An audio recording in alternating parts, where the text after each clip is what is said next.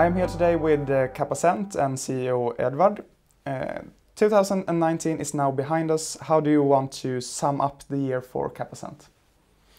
I think that it was a year of expansion in terms of services.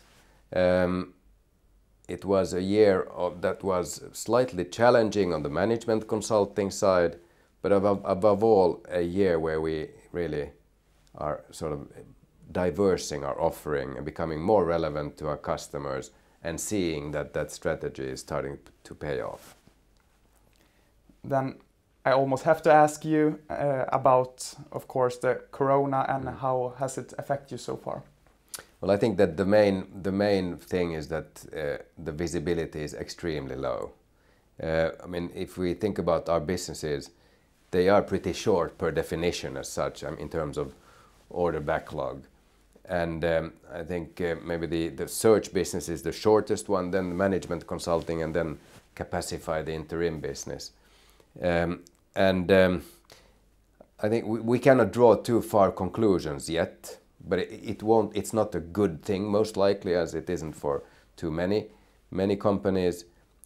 We have certain services, or quite in fact a big part of our services are related to cash flow improvements, which is what everyone is talking about. So we are really positioned well to help out companies in these sort of crisis situations. And we have discussions ongoing, which are pretty promising, but we never know what will happen in these days. You know, one decision made yesterday is old news today. So I think we have the will, the skills and the resources to support companies to come out of this. We can see that we cannot see too much, a few months ahead of us, and that is the main worry, really. Management consulting has not really met your expectations. What are you doing to reverse that trend?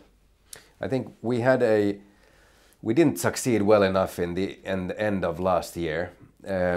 We had a challenging market where companies didn't really decide on whether to go ahead, accelerate, or to be defensive, and that led to longer decision cycles, postponed decisions really, and less new initiatives.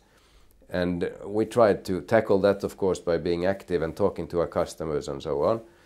But it still led to a situation where our top line, our demand in management consulting decreased.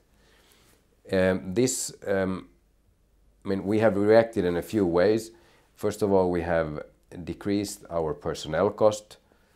That is probably the main thing, because that is by far our largest cost item. But then secondly, as mentioned, I think, which is really important to lift, is the sort of the more offensive actions, because that's how we want to get out of this, i.e. getting more new projects. And we are really, being out there, both sort of physically in physical meetings or now in virtual meetings, but as well on social media, inbound marketing, which we have invested in last year, and start to see good signs, and we'll expand that from the pilot country, Finland, to other countries. So I think it's a mix, and I think the final point to mention there is really that we are overlooking our services. We need to modernize our services, make them even more relevant in different times, and that's a job that is ongoing. Can you give us a short update on your new businesses, Capasearch and Capacify? How is it doing? Capasearch was launched 1.5 years ago, and we've had very good development as such. And if you look at the Q4 figures, you can see that we have managed to make it profitable as well. So we are pretty happy with that development. Then we are looking at Capacify, which has in a half a year become even a lot larger than Capasearch, thanks to a really great work as such, and thanks to the acquisition of RGP Nordics. So I think this was the change in our strategy we made a few years ago, whereby we wanted to have a broader range of services to support our customers in change processes or transformations, and we can see that was sort of the customer aspect of it, and that's it has to start there. And secondly, the internal aspect of building a more sort of diversified business, growing and creating less volatility over time. And I think these prove that we are on the right track there. You also have operations outside of Sweden. How are the Finnish and the Icelandic markets doing? I think it's pretty similar across the countries, even though the governments have taken slightly different stances in this. But the visibility is really low in all countries. That's for sure. The customer mix is slightly different in Iceland, where we have more governmental clients, public service customers. But all in all, I would say that in our businesses really are sort of hit by a low visibility. That's the main thing. And when we have quite a short business as such, then we need to be ready to react if needed.